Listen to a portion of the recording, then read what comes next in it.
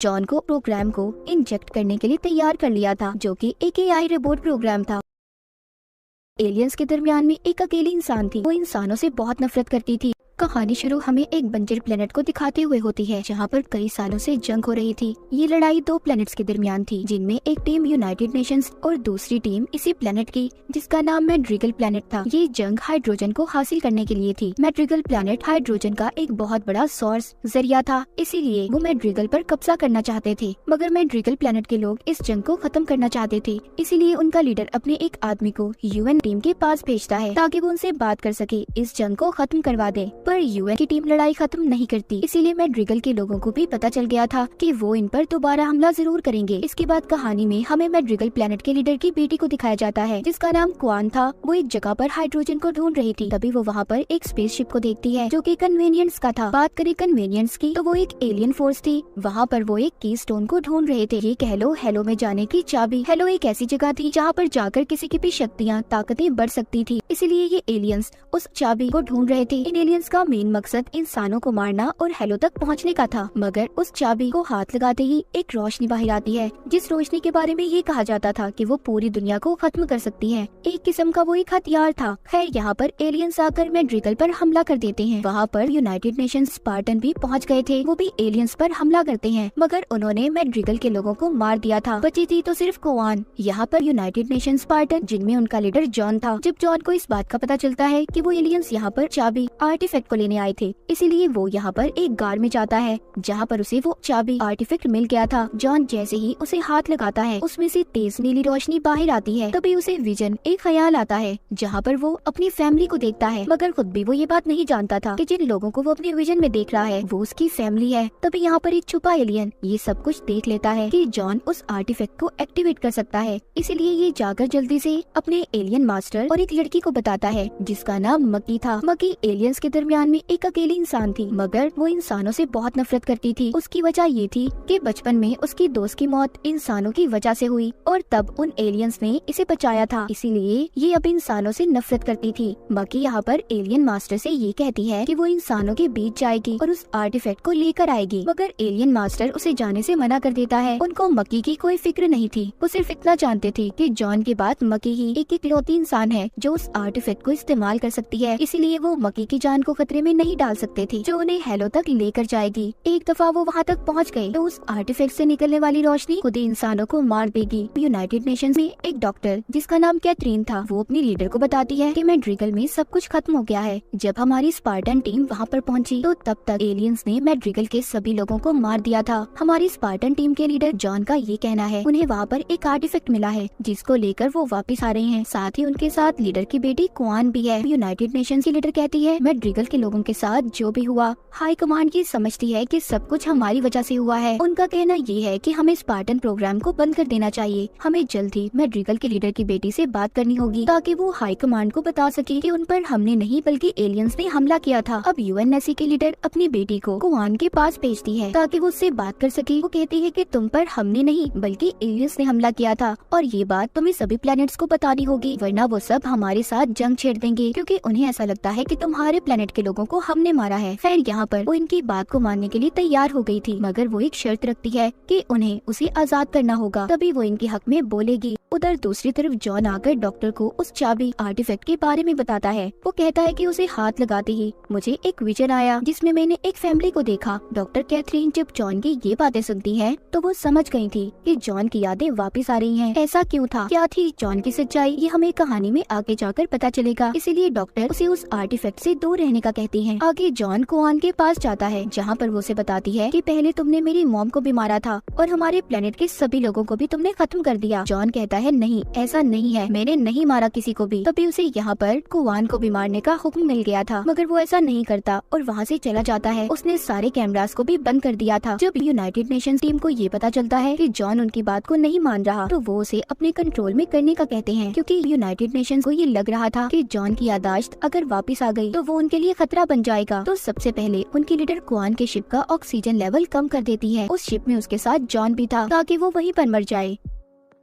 Leader उनकी ship को auto mode पर लगाकर उड़ा देती है और साथ ही ये भी कहती है कि कुआन के साथ उन्हें जॉन को भी खत्म करना होगा। मगर डॉक्टर कैथरीन ने लीडर के हुक्म को बदल दिया था। वो स्पार्टन की टीम को मना कर देती है कि कोई भी जॉन को नहीं मारेगा, बल्कि उन्हें उसे बचाना है। दरअसल स्पार्टन की टीम को इसी डॉक्टर कैथरीन ने बनाया था। उसने इनके अंदर ऐसी डिवाइसेस को लगाया हुआ था कि जिससे वो सिर्फ इसी का हुक्म मानेंगे। उधर दूसरी तरफ जॉन जिस शिप में था वो क्रैश हो गया था। जब जॉन को ऐसा लगता है कि वो फंस चुका है तो जो चाबी आर्टिफैक्ट उसके पास था वो उसे हाथ लगा देता है, जिससे उसमें से रोशनी निकलती है। वहाँ पर यूनाइटेड नेशंस का सारा सिस्टम बंद हो गया था, जिसके बाद जॉन और कुआन वहाँ से निकल गए थे। इसके बाद यूनाइटेड नेशंस के साथ हाई कमांड के लोगों की मीटिंग होती है। यहाँ पर डॉक्टर कैथरीन सबको बताती है कि मैंने स्पार्टन की टीम के लिए एक प्रोग्राम तैयार किया जो उन्हें दुश्मन से लड़ने में काफी मदद देगी। उनको AI यानी रोबोट्स में बदल देगी, जिससे उनकी ताकतें भी बढ़ जाएंगी और सबसे बड़ी बात, फिर हम उन्हें जैसे चाहे कंट्रोल कर सकते हैं। दूसरी तरफ हम जॉन को देखते हैं जो कि कुआन के साथ एक जगह पर आया था जहाँ पर उसका दोस्त रहता था। जॉन का दोस्त भी पहले स्पार्टन प्रोग्राम में ही था, मगर जब उसे उनकी सच्चाई के बारे में पता चला तो उसने प्रोग्राम को छोड़ दिया। इस प्रोग्राम को दरअसल डॉक्टर कैथरीन ने बनाया था, जिनमें वो 6 साल के बच्चों को अगवा करके उनकी मेमोरी यादों को ब्लॉक कर दिया जाता था और उनकी फैमिली के पास उनके क्लोन्स यानी उनकी हमशक्ल बनाकर भेजे जाते थे, ताकि उनकी फैमिली को कोई शक न हो और बाद में उन क्लोन्स की किसी वजह से मौत हो जाती थी। जॉन के दोस्त को जब ये बात पता चली तो उसने स्पार्टन की टीम को छोड़ दिया। अब खैर जॉन जो अपने दोस्त के पास आया था वो अपने दोस्त को बताता है कि जैसे ही मैं इसको हाथ लगाता हूँ ये एक्टिवेट हो जाता है और मुझे विजन्स भी आते हैं। ये सुनकर उसका दोस्त कहता है कि इन चीजों के बारे में एक आदमी जानता है जिसको कुछ वक्त पहले एलियंस पकड़कर अपने साथ ले गए थे, मगर वो अभी भी जिंदा है। जब वो उस आदमी के पास जाते हैं तो वो बताता है कि ये की स्टोन एक चाबी जैसा है जो कि एक दरवाजे को खोल सकता है और इससे निकलने वाली एनर्जी पूरी दुनिया को खत्म कर सकती है। अब ये सब जानने के बाद जॉन ये फैसला करता है कि वो यूनाइटेड नेशंस वापस जाएगा और जाकर सब कुछ डॉक्टर कैथरीन को बता देगा। वो कुआन को अपने दोस्त के पास छोड़ गया था ताकि वो यहाँ पर महफूज रह सके। वो वापस जाकर यूनाइटेड नेशंस की टीम को सब कुछ बता देता है।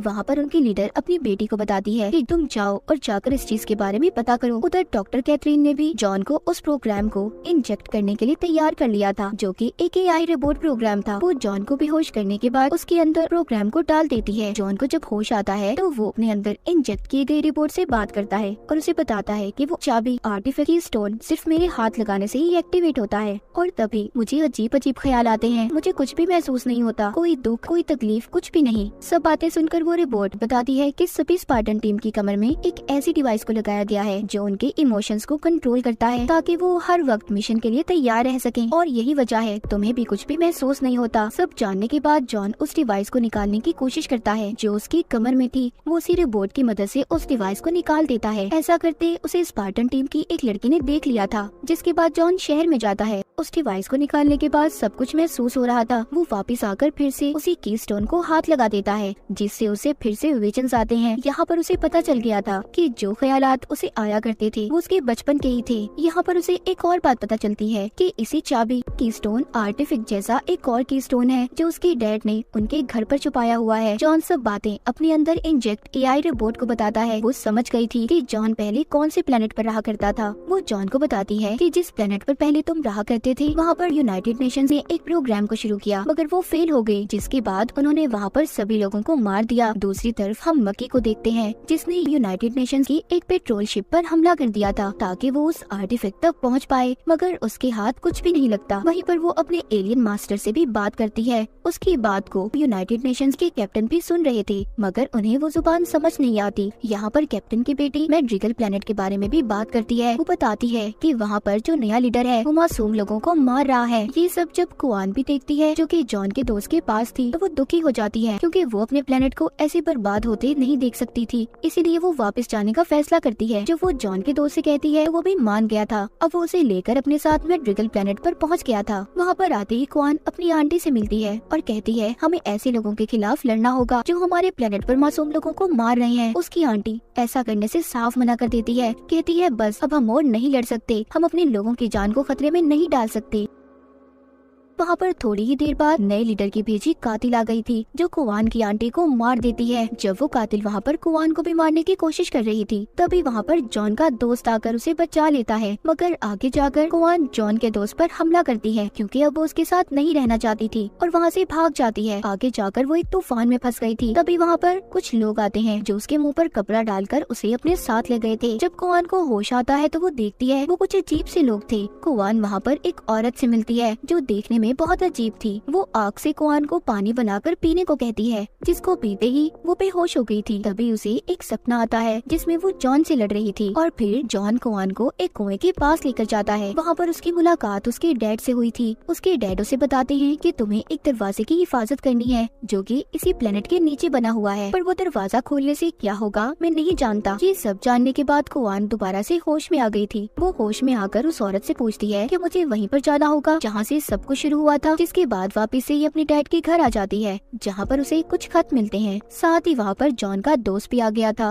वो कुवान से कहता है, मैं ड्रिगल के नए लीडर के लोग तुम्हें ढूंढ रहे हैं, इसीलिए मैं यहाँ पर तुम्हें बचाने आया हूँ। तभी वहाँ पर लीडर के लोग भी आ गए थे। कुवान और जॉन का दोस्त उन पर हमला करते हैं। जॉन के दोस्त ने कुवान को बचा लिया था। जॉन के दोस्त को जाते हुए कुवान हाइड्रोजन देती है और साथ ही ये भी कहती है कि मैं तुम्हें याद जरूर करूंगी जब भी मुझे तुम्हारी जरूरत होगी। इसके बाद हमें यूनाइटेड नेशंस की टीम को दिखाया जाता है। वहाँ पर कैप्टन की बेटी सभी स्पार्टन टीम का टेस्ट ले रही थी। वो सबको उस आर्टिफैक्ट को छूने का कहती है, मगर किसी के भी हाथ लगाने से वो एक्टिवेट नहीं हो रहा था। उधर दूसरी तरफ डॉक्टर कैथरीन जॉन के साथ उसके प्लेनेट पर आ गई थी, जहाँ पर वो दूसरे कीस्टोन आर्टिफैक्ट को ढूंढ रहे थे, जो जॉन के डैड ने छुपाया था। पर वहाँ पर जाकर उन्हें वो आर्टिफैक्ट तो नहीं मिलता, बस वहाँ जॉन की बचपन की ड्राइंग्स मिलती हैं। वहीं पर जॉन अपने अंदर एआई इंजेक्ट रिपोर्ट से ये कहता है कि मैं अपने बचपन की यादें देखना चाहता हूँ। जब वो रिपोर्ट ऐसा करती है तो जॉन को यहाँ पर अपनी सारी पुरानी यादें याद आ गई थी और साथ ही उसे उस आर्टिफैक्ट का भी पता चल गया था। जॉन को याद आ गया था कि डॉक्टर कैथरीन उसे बचपन से जानती थी, वो उससे मिलने आया करती थी। जॉन अब उस जगह पर जाता है जहाँ पर उसके डैड ने आर्टिफैक्ट को छुपाया हुआ था।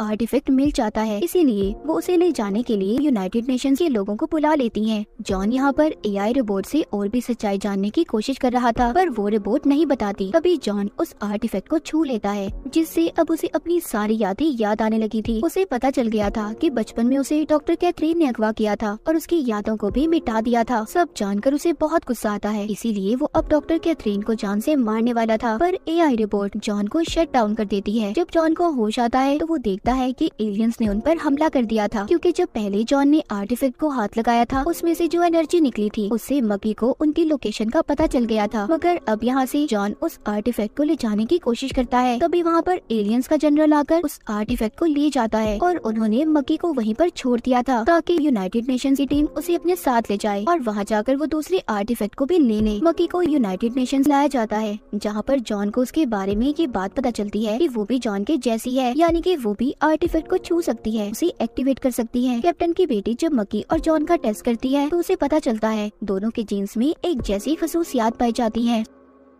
जॉन कैथरीन के पास जाता है और पूछता है कि तुमने ऐसा क्यों किया, क्यों तुमने हम लोगों को हमारे माँ बाप से दूर कर दिया। डॉक्टर कैथरीन कहती है कि मैं जानती हूँ सबके बारे में, पर मैं ये सब फ्यूचर आने वाले वक्त के लिए काम कर रही थी। मैं एक बहुत बड़ी स्पार्टन टीम को बनाना चाहती थी। सब बातें सुनकर जॉन को बहुत गुस्सा आता है। वो वहाँ से चला गया था और ये बात जाकर अपनी टीम की एक लड़की को भी बता देता है। अब जॉन कैप्टन की बेटी के पास आता है और कहता है कि तुम मेरा दोबारा टेस्ट करो, ताकि मैं एलियंस के बारे में पता कर सकूँ कि वो कहाँ पर है। यहाँ पर जैसे ही जॉन उस आर्टिफैक्ट को हाथ लगाता है तो उसका असर मकी पर भी हुआ था। वो दोनों हेलो में पहुंच गए थे, जिसके बाद दिखाया जाता है एलियंस ने एक प्लेनेट पर हमला कर दिया है। ये सब देखकर यूनाइटेड नेशंस ये फैसला करती है कि उन्हें जल्दी इन एलियंस को खत्म करना होगा, क्योंकि ये अब सबके लिए खतरा बनते जा रहे थे। यहाँ पर जॉन सबसे कहता है कि हमें एलियंस का पता मकी बता सकती है, पर एक शर्त पर, अगर वो उस आर्टिफैक्ट को मेरे साथ हाथ लगाएगी तभी ऐसा मुमकिन है। यूनाइटेड नेशंस भी इस बात के लिए मान गई थी। जॉन मकी को पसंद करने लगा था और ये बात जाकर एआई रोबोट कैथरीन को बता देती है। अब वो मकी से राब्ता करती है, कहती है कि मैं सब कुछ जानती हूँ तुम्हारे और जॉन के बारे में, मगर हाँ ये बात याद रखना, उस आर्टिफैक्ट को छूते ही दुनिया तबाह हो जाएगी। अगर तुम चाहो तो मैं तुम्हारी मदद कर सकती हूँ, हम उसे चोरी करके दुनिया को बचा लेंगे। मगर कैथरीन की बातों पर मकी को बिल्कुल यकीन नहीं आता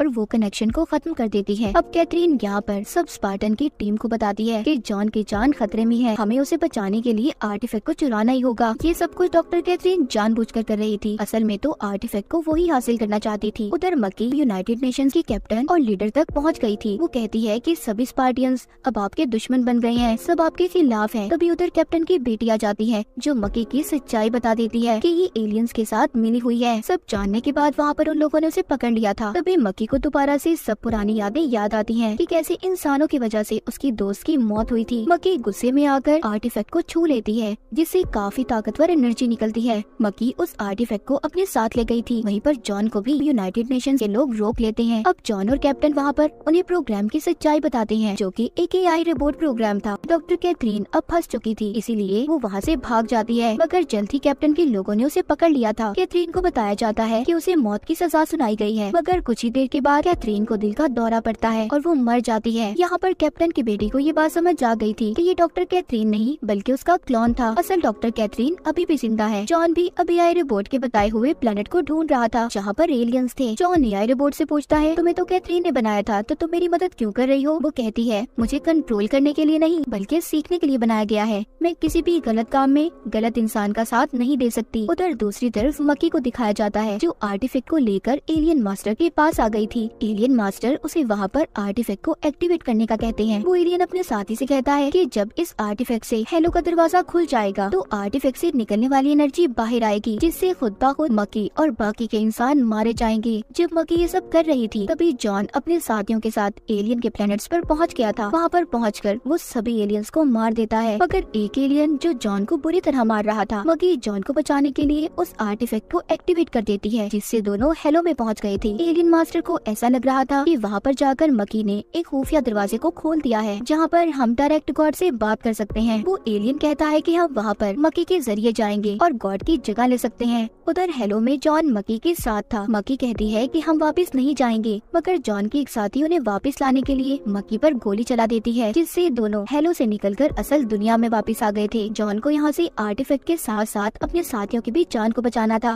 मगर यहाँ पर एलियन दोबारा से जॉन पर हमला करते हैं जिससे वो बेहोश हो गया था। अब यहाँ पर कैथरीन की बनाई AI रोबोट जॉन की जान बचाने के लिए उसके अंदर पूरा कंट्रोल पा लेती है जिसने सभी एलियंस को खत्म कर दिया था और उसने उस आर्टिफैक्ट को भी बचा लिया था, साथ ही जॉन की जान को भी। इसके बाद हम डॉक्टर कैथरीन को देखते हैं जो अभी भी जिंदा थी। वो अपनी डायरी में ये लिख रही थी कि इंसान आने वाले खतरे के लिए तैयार नहीं है, जिसके लिए उन्हें हमें तैयार करना होगा। जिसके बाद जॉन को दिखाया जाता है, उससे उसकी टीम की लड़की बात करने की कोशिश करती है और इसी को दिखाते हुए सीजन 1 यहीं पर खत्म हो जाता है।